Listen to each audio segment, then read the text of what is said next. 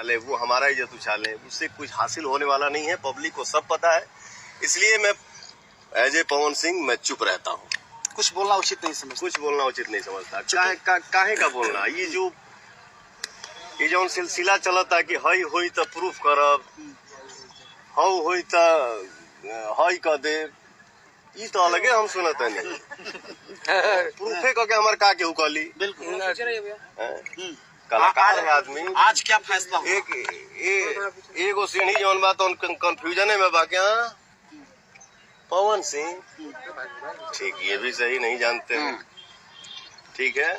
एगो सीढ़ी बा, उनके प्रूफ करे के बा, जिकरा कंफ्यूजन में रहे के बा कंफ्यूजन में रहे या रखे, आज जिसको प्रूफ करना है वो प्रूफ करे। हाँ, ये भी एक बात अपने भाइयों से बोल रहा हूँ। मैं ये नहीं समझ रहा हूँ कि मेरे सामने हम लोग भाई हैं, आप सब मेरे भाई हैं। तो एक लाइन में मैं सिर्फ यही कहना चाहूंगा कि जेकरा जवन प्रूफ करे के बा करो। आज दिन पवन सिंह प्रूफ डाल दी है तो फिर लागे लोग जमीन छोड़ के कूदे।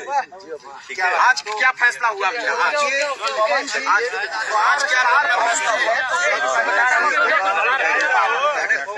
जो उचित होगा उसको न्याय मिलेगा। बिल्कुल भैया, स्टार न्यूज़ के दर्शकों को क्या कहेंगे? आरती न्यूज़